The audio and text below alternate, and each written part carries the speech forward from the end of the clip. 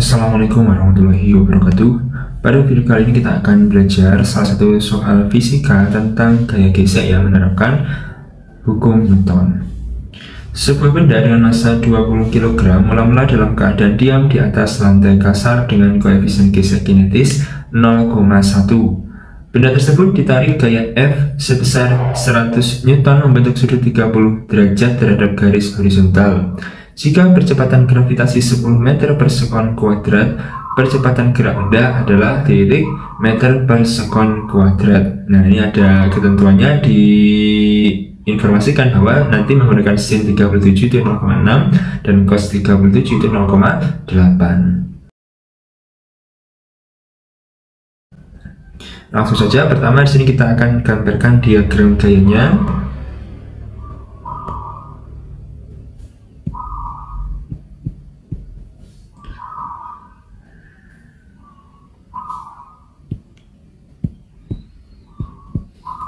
Nah, di sana bendanya itu bermassa 20 kg. Kita tuliskan massa 20 kg.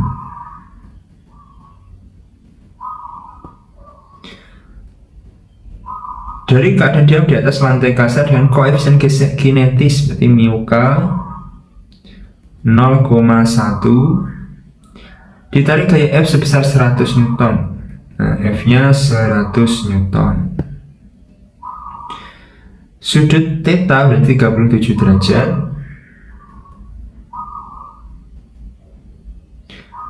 Jika percepatan gravitasi maka G sama dengan 10 meter per sekon kuadrat.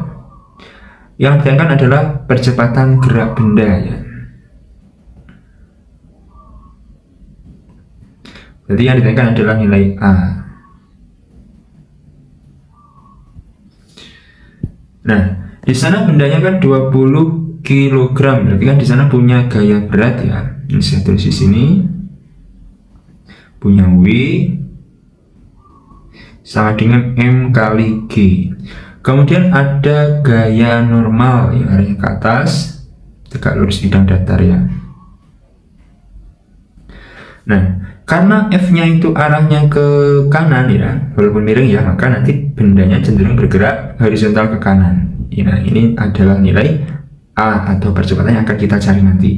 Nah, karena F-nya membentuk sudut theta 37 derajat, maka di sana ada komponen horizontal yaitu F cos theta. Nah, yang menampik sudut pakai cos ya. Kemudian yang di depan sudut yaitu yang ke atas itu ada F sin theta.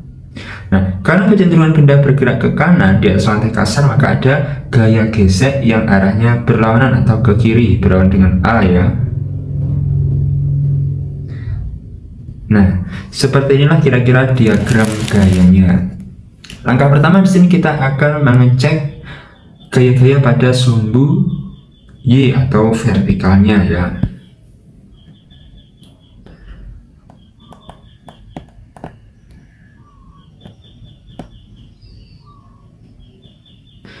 Karena bendanya bergerak ke kanan, otomatis sigma Fy-nya yang cenderung tidak ada pergerakan atau perubahan gerakan ke arah vertikal, maka sigma Fy-nya sama dengan 0.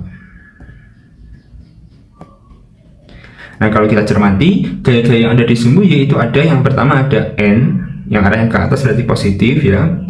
Kemudian F sin theta positif juga karena ke atas.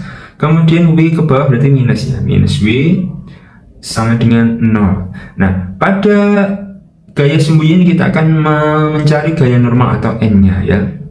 Nah, di sini nilai N berarti kan sama dengan W-nya pindah menjadi positif ke kanan ya, berarti W F sin theta menjadi minus F sin theta. Nah, tinggal kita masukkan W-nya kan M kali G min F sin theta berarti F kali sin 37 ya. Nah, M-nya berarti kan 20, berarti 20 kali G-nya 10 minus F yaitu 100 kali sin 37 yaitu 0,6. Nah, 20 kali 10 kan 200 dikurang 100 kali 0,6 berarti 60 ya. Nah, dari sini kita dapatkan nilai N atau gaya normalnya itu sama dengan 200 dikurang 60 atau 140 Newton.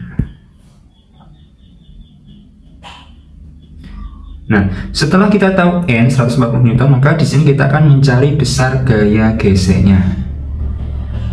Ini gaya gesek F ini kecil ya. Nah, gaya gesek itu kan rumusnya sama dengan mu N. Nah, di sana mu-nya pakai mu K ya, karena dipastikan bergerak, mu K kali N.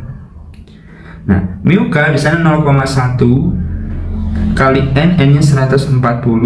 Nah, berarti 0,1 kali 140 berarti kan F-nya kita dapatkan sama dengan 14 Newton.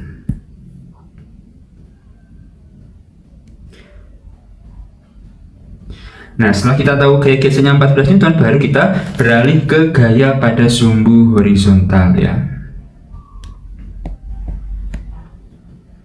Karena pergerakan benda itu arahnya ke kanan atau horizontal, maka kita gunakan sigma F sama dengan M kali A. Sigma Fx ya sama dengan M kali A. Jadi sigma F pada sumbu X. Nah, di sana kalau kita cermati yang gaya arahnya horizontal itu ada F cos theta dan gaya gesek. Jadi F cos theta